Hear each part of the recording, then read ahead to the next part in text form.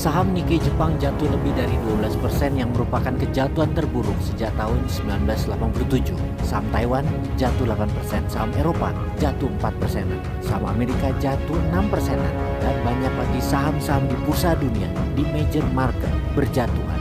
Ada apa dengan dunia pada saat ini? Pasar global sedang melakukan selling, penjualan besar-besaran atas saham-saham mereka.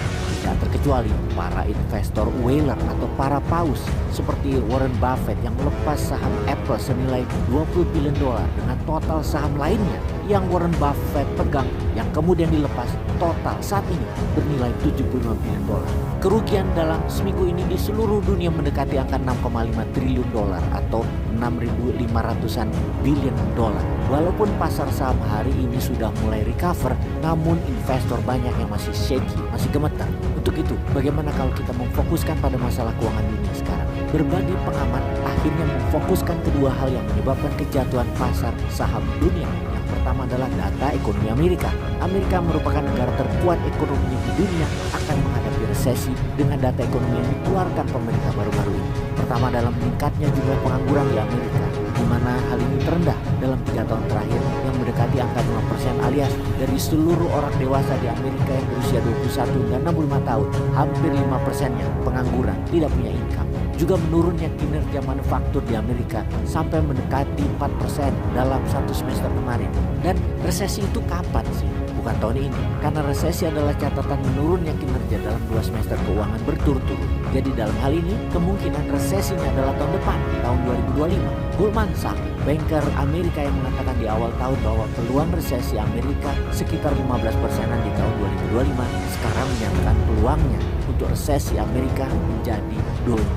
Sekarang alasan nomor 2 kenapa pada menjual saham adalah ketegangan di Timur Tengah dan Asia Barat. Pengamat militer memperkirakan Iran dan para proksinya akan meningkatkan serangan militernya ke Israel dalam waktu segera. Dimana kalau perang itu terjadi, maka kekacauan dunia akan energi menjadi ancaman bisnis ke depan. Apakah hanya 2 masalah itu penyebab falling knife everywhere sampai pasar kripto pun ambiar?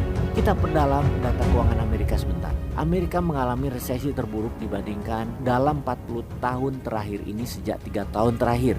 Kemudian Federal Reserve menaikkan suku bunga beruntun sejak tahun 2022 hingga bunga mencapai 5,5% yang merupakan suku bunga tertinggi sejak 23 tahun terakhir ini. Bunga tinggi membuat pengusaha tidak membuat usaha baru, lebih menahan uangnya di sektor real. Kemudian membeli kertas atau paper seperti deposito, obligasi atau saham. Dengan menaikkan suku bunga, Federal Reserve Amerika mencoba mengendalikan inflasi. Sekarang inflasi masih tinggi di Amerika. Hingga dengan terpaksa, Fed menurunkan suku bunga tersebut sekali lagi dengan terpaksa. Kalau tidak, para pengusaha tidak akan menjadi lebih baik dan mereka tidak mau buka usaha baru atau mengembangkan usahanya. Ada yang menarik mengenai data di Amerika, sesungguhnya datanya tidak buruk-buruk amat jika dibandingkan dengan sejarah masa lalu ekonomi Amerika. Namun survei yang dilakukan Goldman Sachs secara psikologi menyimpulkan bahwa dari 4 orang Amerika, 3 mengatakan ekonomi Amerika buruk dan terus memburuk. Dimana kita tahu, itulah efek sentimen negatif yang membuat pasar saham dunia turun. Karena bursa saham atau pasar dimanapun itu adalah masalah sentimen yang terbesar pengaruhnya, bukan data. Data hanyalah pembenaran sesaat. Peace.